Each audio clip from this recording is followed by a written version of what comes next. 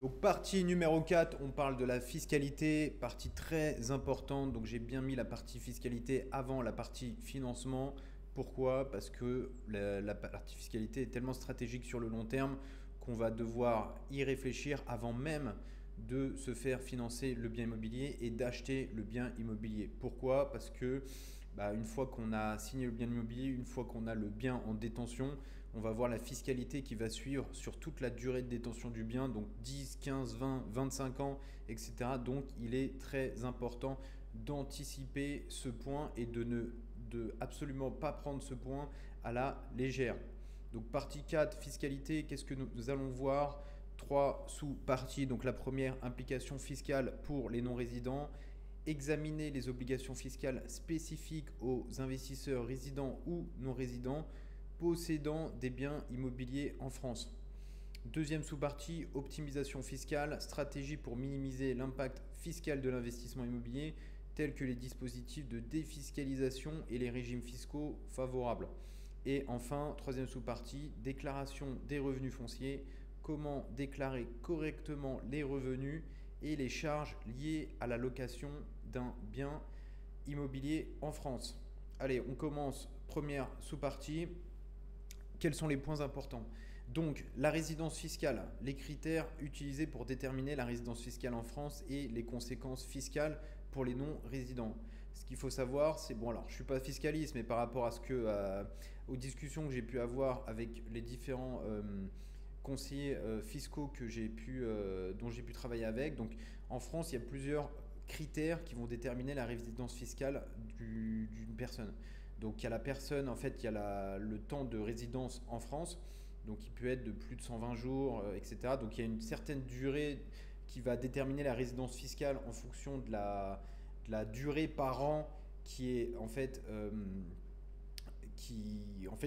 lorsqu'on reste en France à partir d'un certain jour, on peut être considéré comme un résident fiscal. Deuxième partie, il y a tout ce qui est centre d'intérêt de la famille. Donc, si la famille est en France et que toi, par exemple, tu es à l'étranger, l'administration fiscale peut déterminer à un moment donné ta résidence fiscale en te disant, attends, toute ta famille est en France, toi, tu es à l'étranger, donc tu as peut-être un intérêt familial qui est en France. Donc ça, c'est un paramètre qui peut également jouer. Et bien entendu, le troisième, qui est un des plus importants également, c'est le centre économique. Où est-ce que tu travailles, où est-ce que tu touches ton argent. Donc si tu as une entreprise, si tu travailles pour une entreprise ou que tu as une entreprise qui est à l'étranger, donc ta résidence fiscale peut être déterminée par rapport à ça. Donc il y a plusieurs critères, il y en a d'autres. Là, j'ai vraiment simplifié.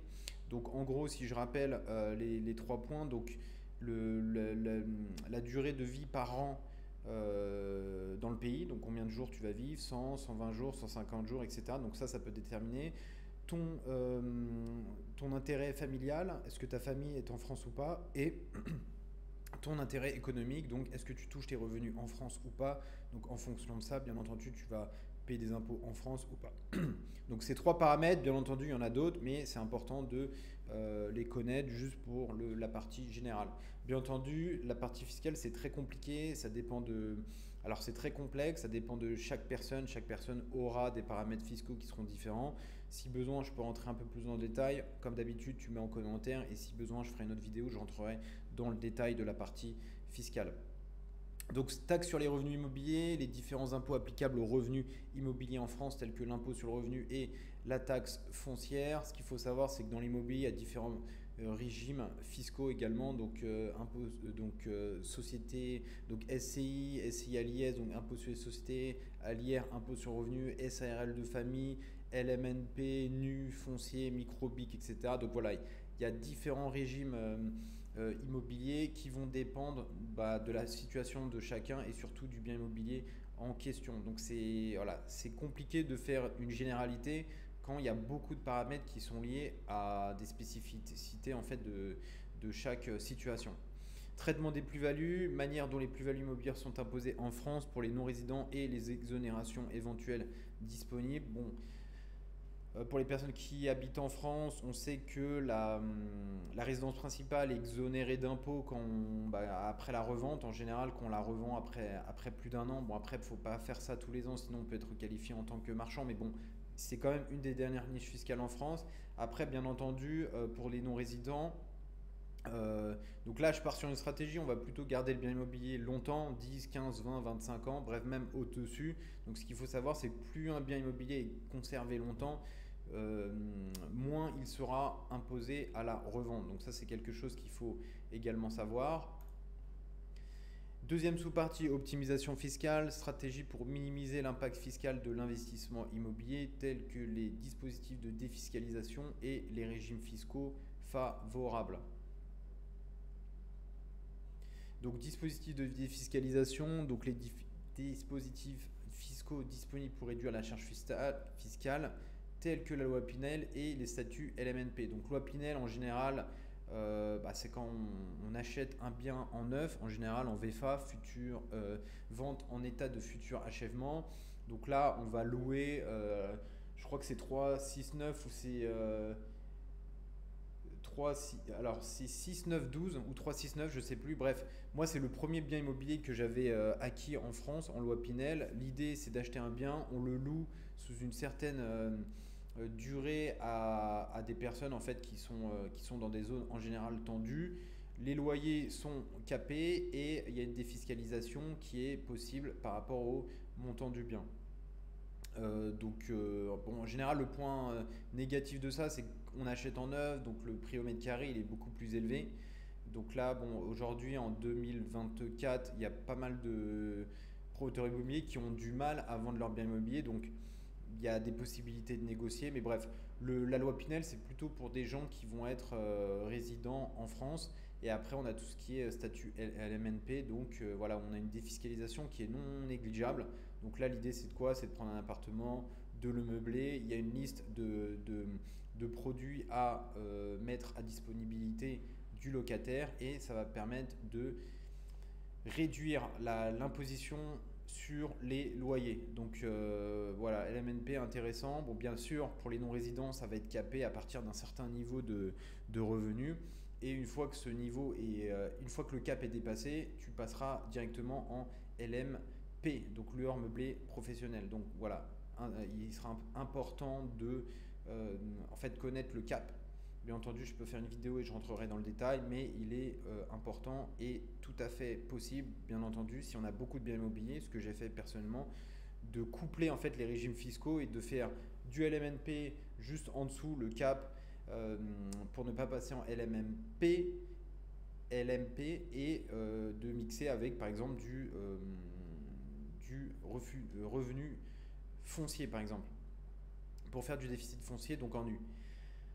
Deuxième partie, structure d'investissement, comprendre les investissements, les avantages et les inconvénients des différentes structures d'investissement telles que les SCI, donc Société Civile Immobilière, A, l'IS, donc Impôt sur les sociétés, IR, SARL2, Famille. Donc bien entendu, c'est vrai que quand on discute avec des gens, automatiquement ils veulent se mettre en SCI, A, l'IS, Impôt sur les sociétés, en pensant que ce sera plus avantageux que d'autres régimes. Mais du coup, il sera important de bien comprendre les avantages et les inconvénients via l'aide d'un fiscaliste.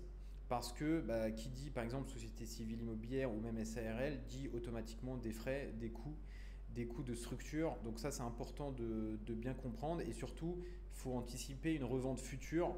Donc voilà, est-ce qu'on vend? Quels sont les impacts? Est-ce que je serai imposé sur un amortissement potentiel ou pas? Ce qui n'est pas le cas dans des régimes hors SCI. Donc voilà, tout ça c'est à discuter avec le fiscaliste. Le fiscaliste, lui, il est à jour en fait sur les dernières règles, les lois peut-être qui seront à même d'être prochainement votées. Donc voilà, l'investissement dans un fiscaliste, j'ai envie de dire, est un investissement très important qui va permettre en fait de se sécuriser sur une stratégie fiscale 10, 15, 20 ans en fonction de l'évolution de l'investisseur ou de la famille de la personne qui investit. Parce que voilà, quand on est une personne et qu'on investit à plusieurs, il faut prendre en compte tous les paramètres. Donc les personnes qui investissent, les enfants à venir, etc. Donc ça c'est important de bien discuter avec le fiscaliste. Donc conseils fiscaux, consulter un conseiller fiscal spécialisé dans les investissements immobiliers transfrontaliers pour optimiser la situation fiscale de l'investisseur, bien sûr. Donc le conseiller fiscal, en général c'est un docteur en droit fiscal. Il est formé, il connaît toutes les règles en vigueur et en général quand il conseille, c'est des conseils de qualité. Donc j'ai envie de dire ne pas souvent, il y a des personnes qui ne veulent pas investir allez, 1000, 2000, 3000 euros pour des conseils en, en fiscalité. Mais ce qu'il faut savoir, c'est que bon, déjà l'investissement dans des conseils fiscaux vont être défiscalisés dans les charges qui vont être déclarées à la fin de l'année. Mais voilà, c'est de se sécuriser sur une longue durée et d'avoir l'esprit tranquille sur cette partie. Donc voilà, quitte à payer pour être tranquille sur 15-20 ans, j'ai envie de dire, il n'y a pas de débat sur cette partie. Troisième partie, déclaration des revenus fonciers. Comment déclarer correctement les revenus et les charges liées à la location d'un bien immobilier en France. J'ai envie de dire, alors voilà, première partie, obligation déclarative, démarche administrative à suivre pour déclarer les revenus fonciers en France, y compris les formulaires à remplir et les délais à respecter. Alors par rapport à ça, j'ai envie de dire, moi personnellement, ce que je fais, c'est que je délègue tout simplement à un expert comptable. Donc c'est l'expert comptable, c'est lui qui est mandaté pour faire ce genre de choses. Voilà, il ira plus vite que moi et surtout moi personnellement, c'est des choses que j'aime pas faire.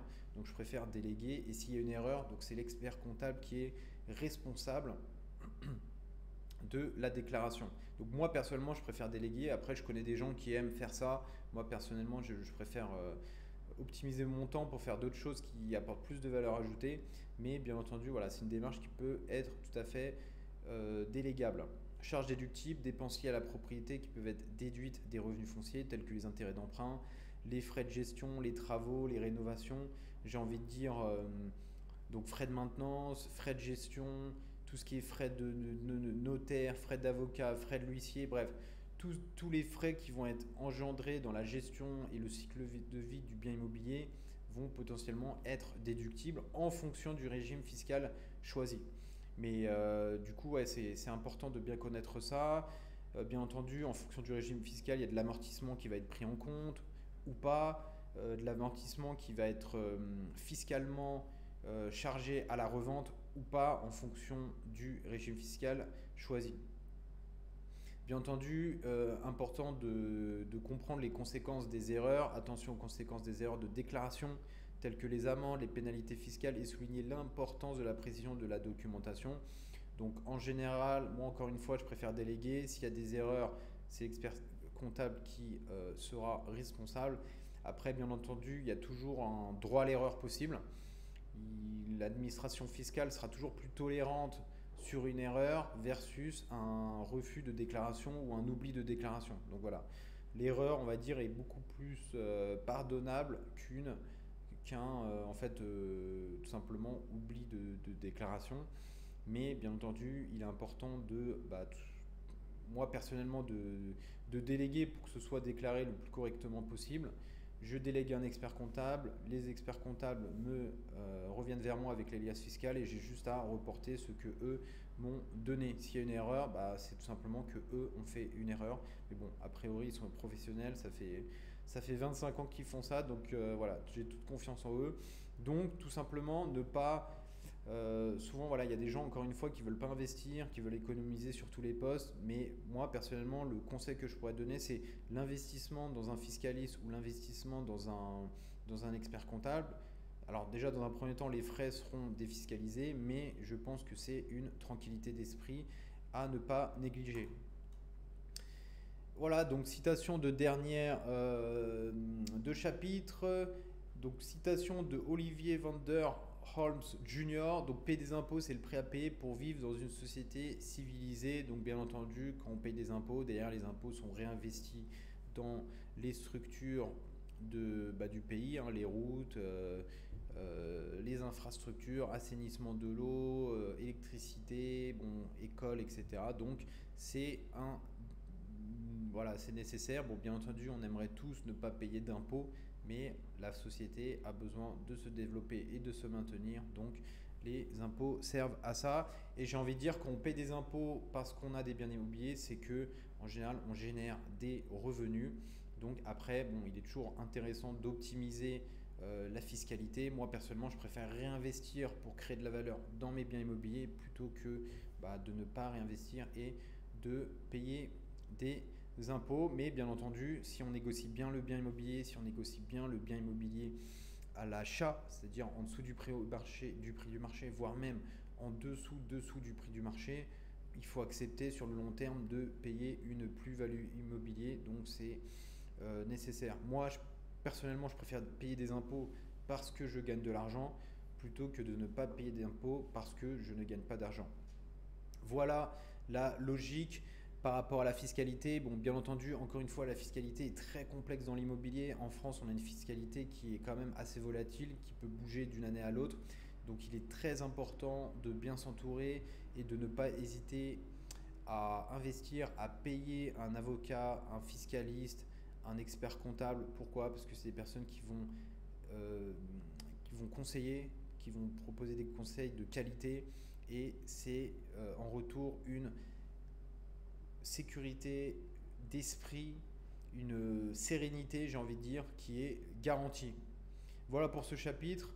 Comme d'habitude, si tu as besoin de plus d'informations, si tu veux que je rentre dans le détail par rapport à la fiscalité, si tu veux que je partage des stratégies fiscales que moi j'ai achetées, en général je les ai achetées 2500, 3000 euros, n'hésite pas à le mettre en commentaire et je me ferai un plaisir d'aller plus loin. Comme d'habitude, like cette vidéo pour m'encourager à terminer cette série et abonne-toi à la chaîne pour ne pas rater la prochaine vidéo.